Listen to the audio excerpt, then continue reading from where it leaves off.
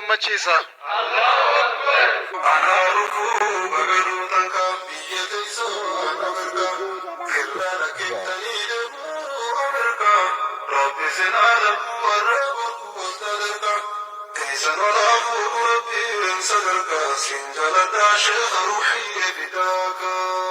irra deebinee oduu gammachiisa.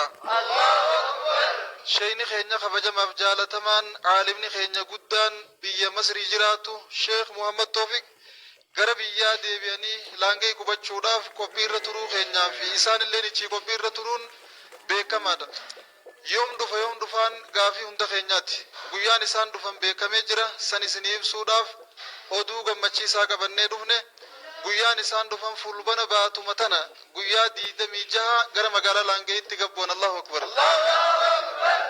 Alhamdulillahi rabbil alamin. Nama jiru wahii sarka walii sarka yoo jiraanne wahii sagarree waan agarree dabarsine isaan arkuudhaaf hundi keenya akka ji'a ramadaanaatti eegaa turre.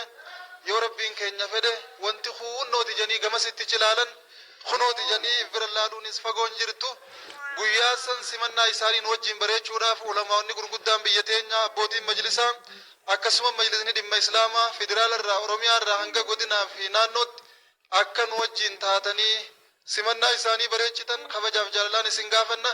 Haaluma kanaan hooggantoonni keenyaas gubbaarraa hanga jalaatti godina hanga aanaatti aanaa hanga araddaatti araddaa hanga gandaatti magaalaa hanga baadiyyaatti tokkummaan wajjin dhaabbattanii caalima keenya hayyuu keenya beekaa keenya kan biyya bagaarraa gara biyyaa galaa jiru nu wajjin akka simattan kabajaaf jaalalaan isin gaafanna. Akkasumas barattoonni diin kan naannoo kana barachaa jirtan gaafaan isiniin joo Harargee lamaan keessa warri barachaa jirtan warri as dhuftanii simannaa isaaniin wajjin bareechuun isinii mijaa'u kamuu guyyaa sanurraa nafinaa isiniin jenna. Akkasumatti hawaasni keenya keessumattuu magaalaan laangee aanaa Qarsaa kumolii galaan magaalota keenya sadeen dabalatee Qarsaa fi Wadar baadiyyoonni keenya keessummoota hedduu guyyaa san isin dhufa. Sheyni laangee haa qubatu malee keessan hunda isin bira dabree ka biyya guutuuti. Inshaallahu ta'ala waliin qophooyinee simannaa isaaniitii fi simannaa keessummoota nu dhufaniitiif akka nama ilma fuusisuu muddii jabeeffannee jabaannee namoota nu dhufan hunda haa simannu.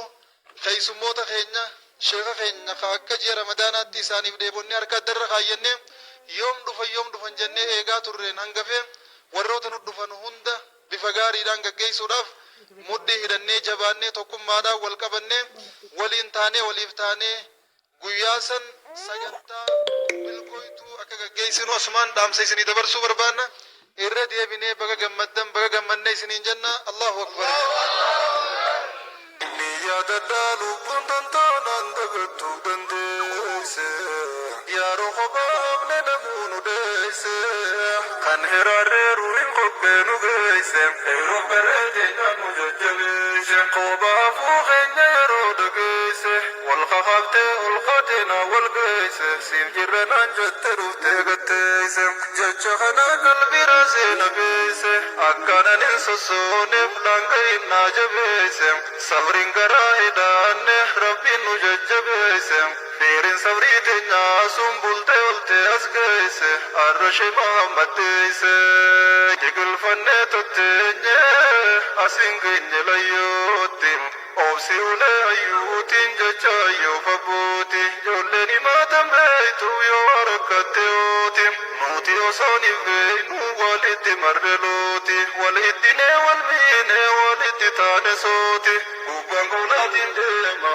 matana keessa kooti sabrii kanaan sabbarre hanga jireenya kooti si hujinnaaf dhugaamse haqni cubbuuni mooti obsine keessa baane as geenye laal kunooti isin arganne teessoon teenya kattaan fagooti waan sabbareef jasaanuu galcha rabbiin dhiyooti malee asin geenye layyootti asin geenye layyootti rakkoo baay'ee keessa darree as geenye arrabaa fi qishnaaf gosa dandeenye qilleensaa fi laafonis nuuf hin teenye duula kanaa takka galleen dageenye rabbiin sabrii nuuf kenninaan dandeenye akka saatiin dhufnee kunuu as geenye laaftutti sheekan teenye akka saatiin dhufnee kunuu as geenye laaftutti sheekan teenye.